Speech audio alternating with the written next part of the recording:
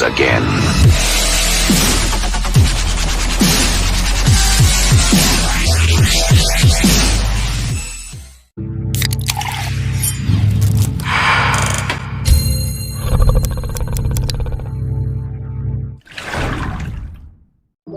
Hai, perkenalkan nama saya Lina Marita, saya dari kelas 03 PE001.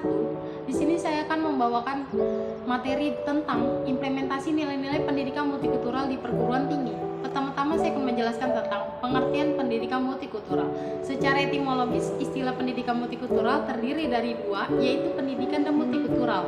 Kata pendidikan dalam beberapa referensi bisa diartikan sebagai proses mengembangkan sikap dan perilaku seseorang atau sekelompok orang-orang untuk bertujuan pendewasaan manusia melalui pengajaran, pelatihan, dan pendidikan. Selama ini kata multikultural berasal dari kata yang berarti banyak, ragam, dan beraneka. Sedangkan kata kultur itu sendiri memiliki arti kesopanan dan pemeliharaan. Atas dasar ini multikultural bisa didefinisikan sebagai budaya sebagai bentuk keanekaragamannya. Dengan kata lain, multikultural adalah keragaman budaya. Sedangkan secara etimologis, istilah multikulturalisme terbentuk dari kata kultur dan isme. Di sini selanjutnya ada prinsip-prinsip pendidikan multikultural. Pendidikan multikultural memerlukan prinsip yang menjadi gerakannya karena mengingat pentingnya nuansa pendidikan multikultural dalam menjawab permasalahan dewasa ini, maka peneliti-peneliti punya prinsip pendidikan multikultural sebagai berikut. Yang pertama ada pendidikan multikultural didasarkan kepada pedagogi kesetaraan manusia.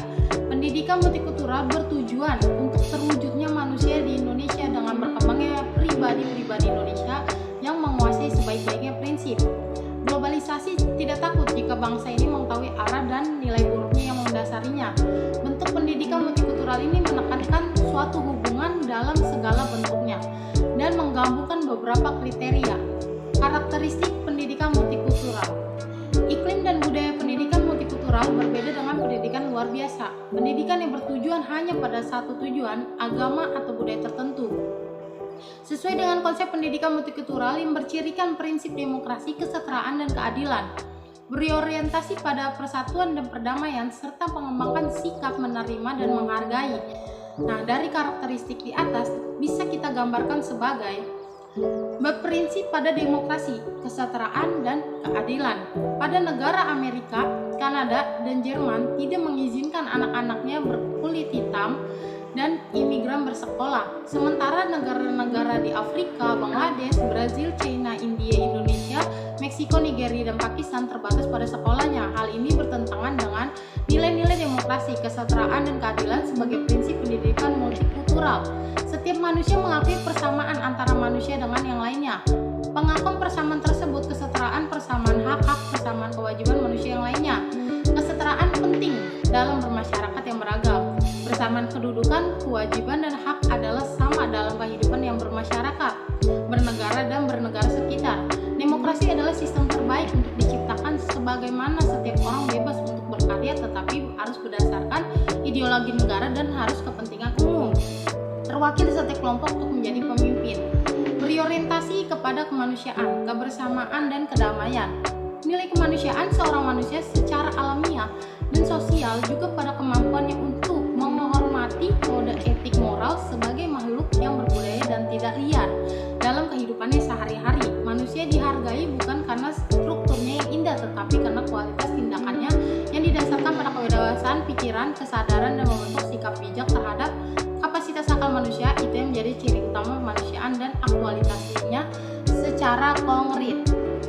Mengembangkan sikap mengakui, menerima, dan menghargai keragaman. Sikap penerimaan, pengakuan, di penghargaan penting dalam hubungan sosial di suatu dalam masyarakat yang beragam. Ada bagian minoritas yang dominan dalam masyarakat. Sikap penerimaan, pengakuan, dan penghargaan terhadap alam yang ciptakan hubungan yang harmonis. Hubungan antara kelompok yang dilandasi setiap percaya saling menghormati, memastikan bahwa setiap kelompok tetap terjaga. Dalam jenis hubungan antara kelompok ini, tidak ada kehilangan identitas kelompok dalam hubungan ini. Tidak ada kontrol kelompok mayoritas ataupun kelompok minoritas. Setiap individu mampu menerima, menghormati, dan berinteraksi terhadap kelompok yang berbeda. Inilah yang disebut kompetensi. Kapasitas budaya berasal dari pengetahuan dan prasangkanya membentuk perbedaan budaya. Lanjut, di sini ada tujuan pendekatan pendidikan multikultural. Pada dasarnya tujuan pendidikan multikultural sejalan dengan tujuan pendidikan pada umumnya, yaitu untuk menghasilkan peserta didik yang hanya mampu mengembangkan potensinya dalam penguasaan ilmu, seni, dan teknologi, tetapi sekaligus mampu untuk mengembangkan dan menerapkan nilai-nilai dalam kehidupan.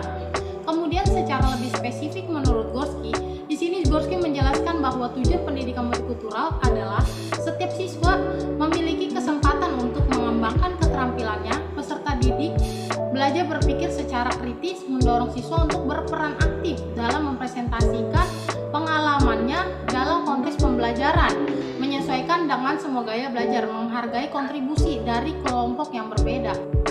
Nilai-nilai pendidikan multikultural.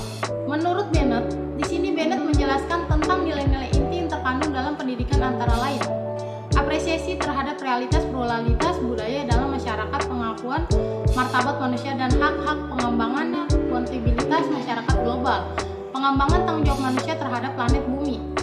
Nah, sementara itu UNESCO pada tahun Oktober 1994 di Jenewa merekomendasikan agar pendidikan multikultural setidaknya memuat beberapa rekomendasi. Nah, rekomendasi tersebut antaranya pertama itu ada pendidikan harus mengembangkan kemampuan untuk mengenali dan menerima nilai-nilai yang ada dalam pribadi, gender, komunitas, dan keragaman budayanya, dan mengembangkan untuk berkomunikasi, berbagi, dan bekerja sama dengan orang lain. Pendidikan harus memperkuat identitas dan mendorong konvergensi ide dan solusi yang memperkuat perdamaian, harmoni, dan solidaritas antara individu dengan masyarakat. Pendidikan harus meningkatkan kemampuan yang menyelesaikan masalah secara damai tanpa kekerasan. Di sini ada kelanjutannya implementasi pendidikan multikultural. Bentuk pengembangan pendidikan multikultural di masing-masing berbeda tergantung dari masalah permasalahan yang dihadapi masing-masing negara. Nah, menurut Bank pada tahun 1953 menyarankan ada 4 pendekatan yang mengintegrasikan materi pendidikan ke dalam kurikulum dan pembelajaran yang di sekolah yang telah diteliti relevan untuk diterapkan di Indonesia.